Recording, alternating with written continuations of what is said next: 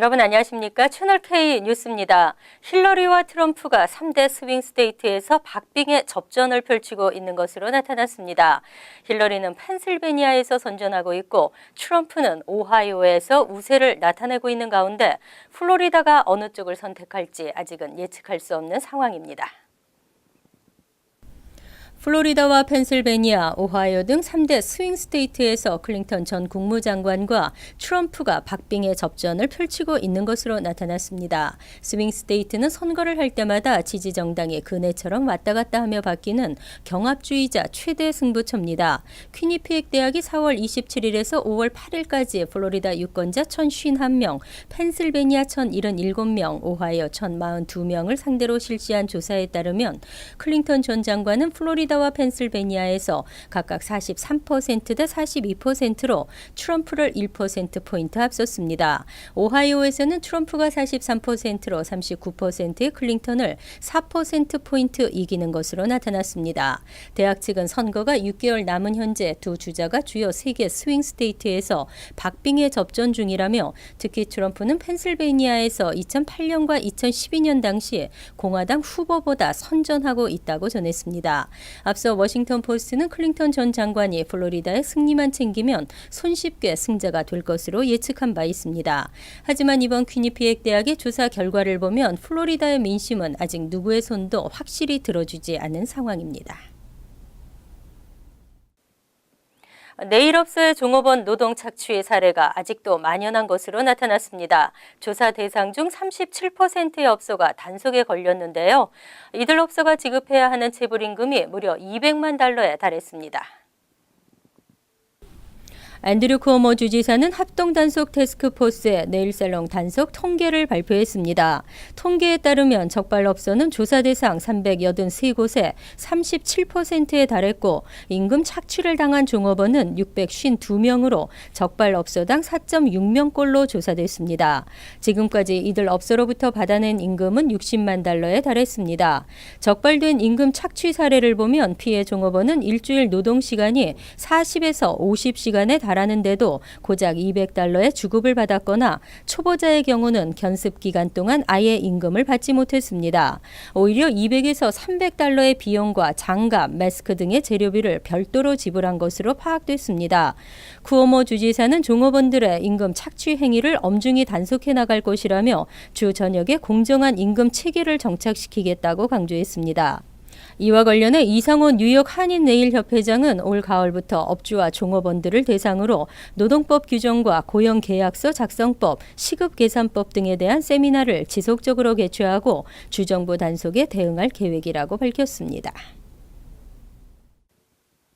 한국의 재외동포 정책이 지역별 맞춤형으로 추진됩니다. 재외 한글학교 지원이 강화되고 한국학교 신설도 추진될 예정입니다.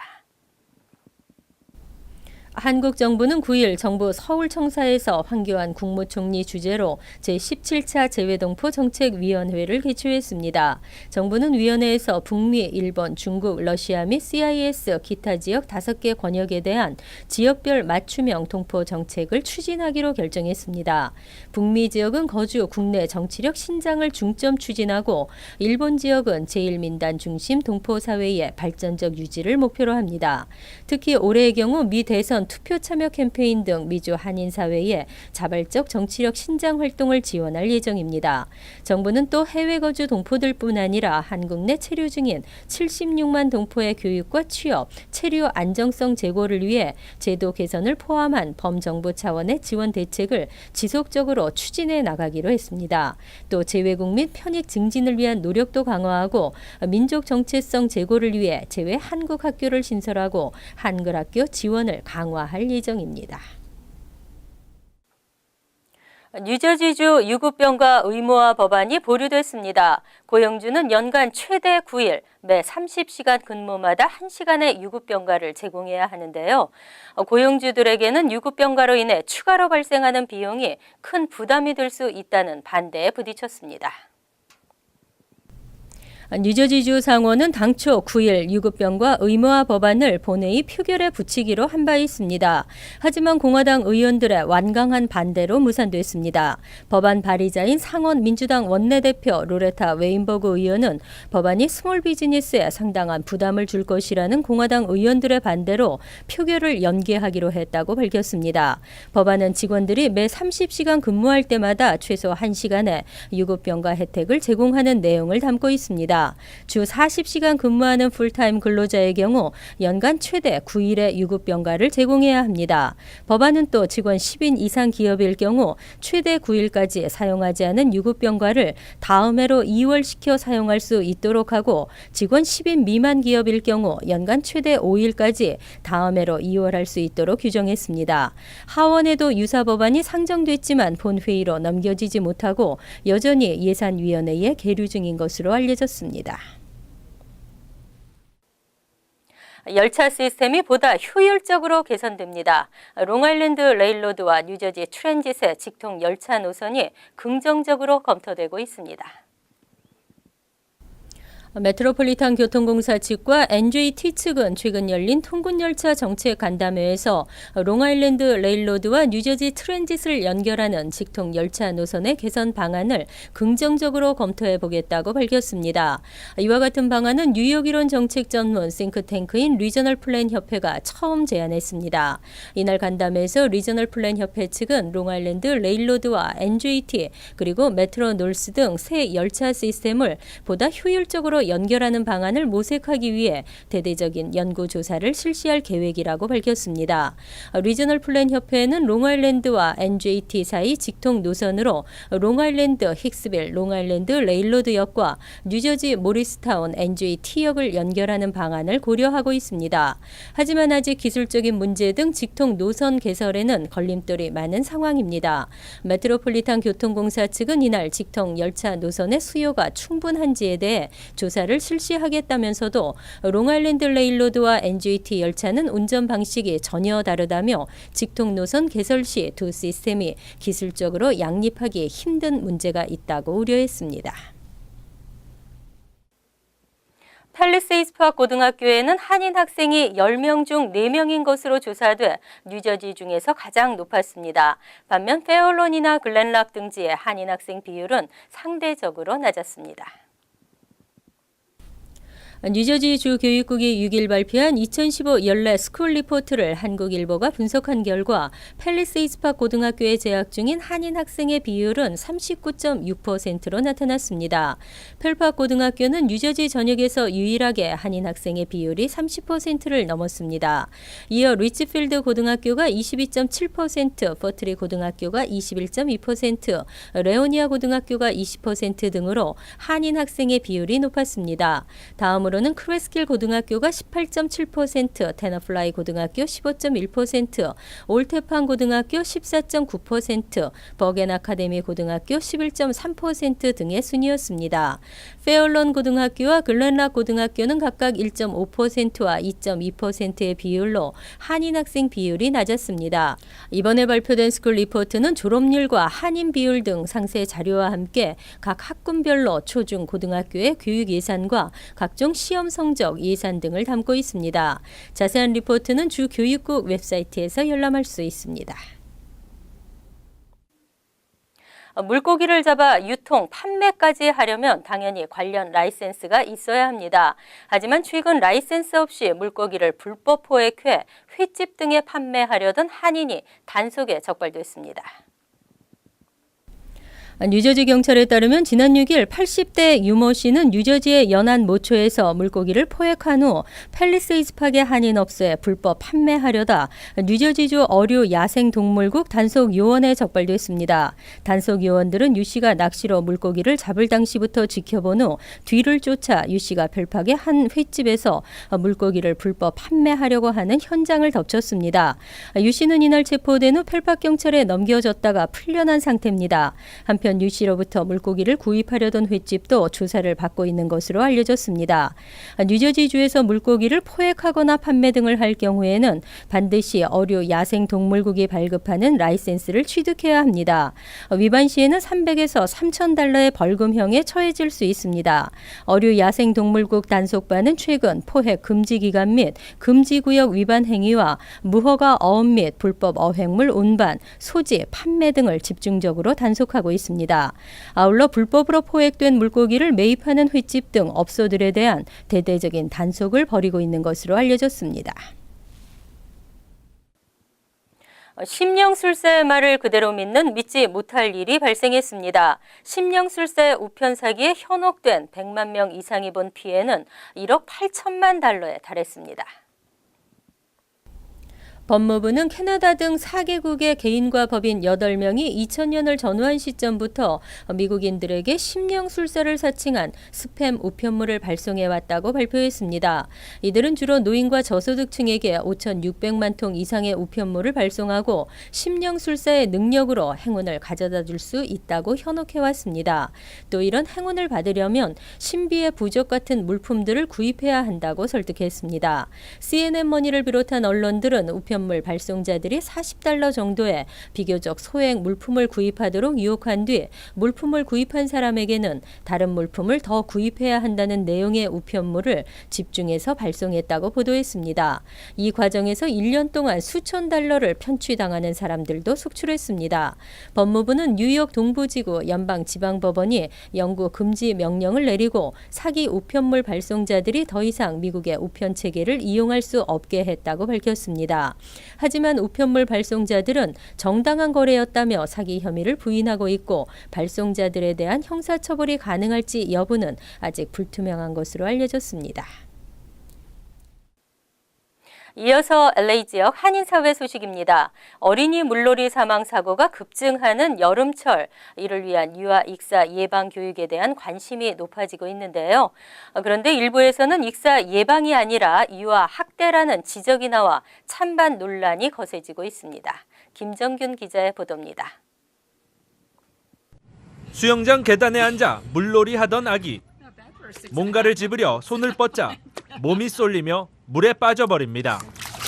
그런데 아이는 몇 번 허우적대더니 이내 몸을 뒤집고 얼굴을 위로 한 뒤 가만히 떠 있습니다.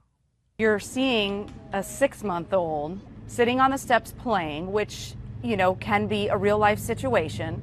She falls in and she turns over and saves herself and floats for over a minute and a half. 어린 아기의 이 같은 행동은 모두 훈련 덕분입니다. 유아 수영 훈련 ISR 스킬로 알려진 이 훈련은 매일 10분씩 6주간 진행됩니다. 지난해부터 입소문이 퍼져 매년 강사 1명이 평균 150명의 아기를 훈련시키고 있습니다. The first thing we establish in our lessons is breath control. So before that child ever goes underwater, I know that that child can safely hold their breath. 하지만 영상을 본 네티즌들은 붕괴합니다. 부모에게 욕을 하기도 하고 마음이 아프다는 이들도 있습니다. 미 소아학회에서도 이 같은 훈련 방식이 1살 이상의 아이들에게는 통할지 모르지만 1살 이하 유아에게도 효과가 있을지에 대해서는 증거 자료가 없다고 밝혔습니다. 아이들 물놀이 사고 대부분은 어른들이 아이에게서 시선을 떼는 사이 벌어집니다. 안전 예방 교육도 필요하지만 무엇보다 부모의 관심이 가장 중요하다고 전문가들은 조언했습니다. MBC 뉴스 김정균입니다. 월드리포트입니다. 점점 외로워지는 노년층, 손자, 손녀 만나는 일도 쉽지 않고 손자, 손녀가 마냥 재롱을 부려주는 것도 아니죠. 하지만 이들에게 위안을 주는 것이 있습니다. 미국 코네티컷주의 한 노인 요양원. 할아버지와 할머니들의 품에 하얀 물개 인형이 안겨 있습니다. 그런데 단순한 인형이 아니라 사람들과 교감하는 로봇입니다. 할아버지와 할머니들을 바라보며 눈을 맞추고 쓰다듬거나 뽀뽀를 해주면 기분이 좋은 듯 고개를 흔들며 품에 안깁니다. It's white. It has these lovely big eyes and lovely eyelashes. 복슬복슬한 털 속에는 수천 개의 센서가 머리에는 카메라가 달려 있어 사람의 움직임에 반응하며 재롱을 부립니다. 물개 로봇은 일본에서 지진 피해를 당한 노인들의 심리 치료를 위해 개발됐는데 최근엔 세계 곳곳의 요양원에서 활약하고 있습니다. 입이라는 이름의 이 물개 로봇은 노인들의 얼굴과 목소리를 스스로 구분합니다.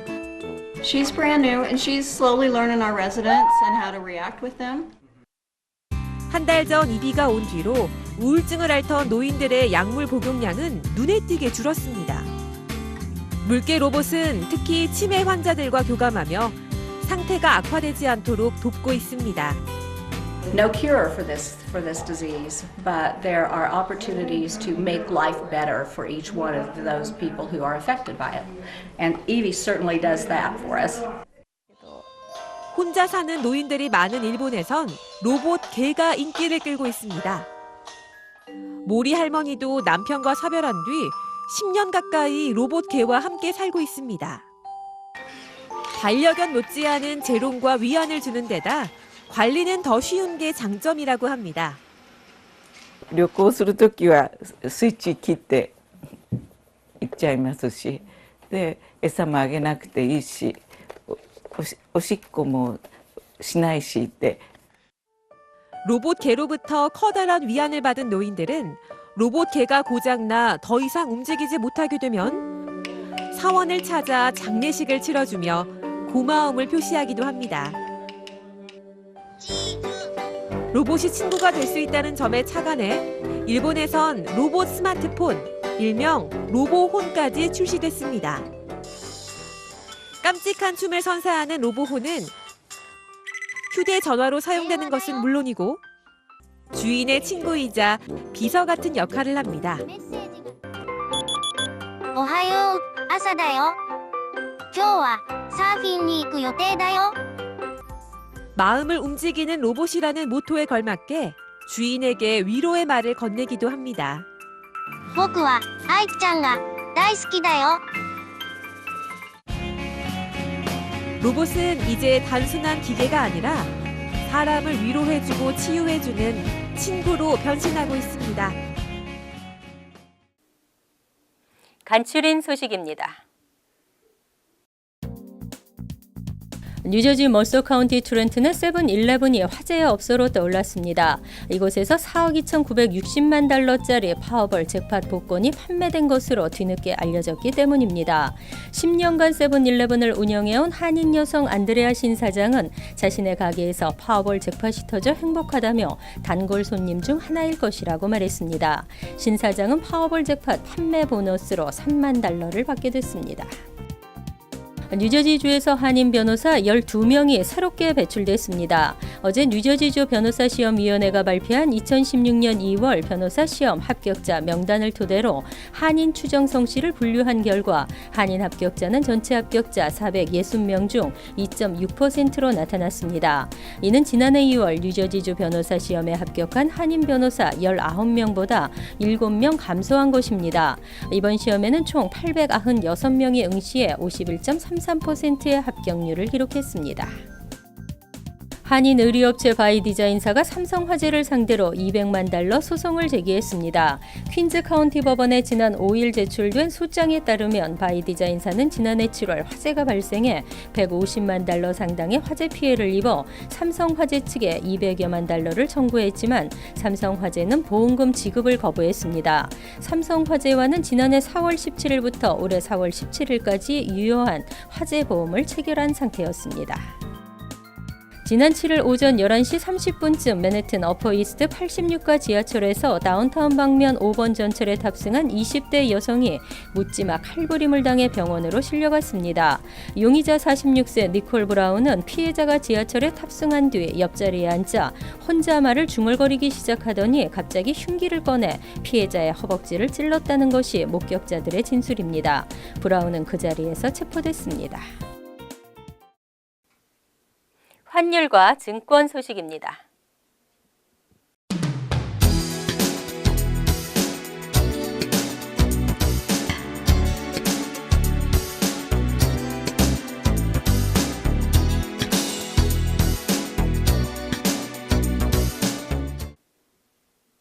이어서 날씨입니다. 수요일은 대체로 맑은 가운데 곳에 따라 흐리겠습니다. 낮 최고 기온은 71도, 섭씨 21도, 밤 최저 기온은 47도, 섭씨 8도로 예상됩니다. 목요일은 간간히 흐리겠고 대체로 맑겠습니다. 금요일은 흐리고 비가 내리겠습니다. 토요일은 간간히 흐리다 오후 한 차례 소나기가 내리겠습니다.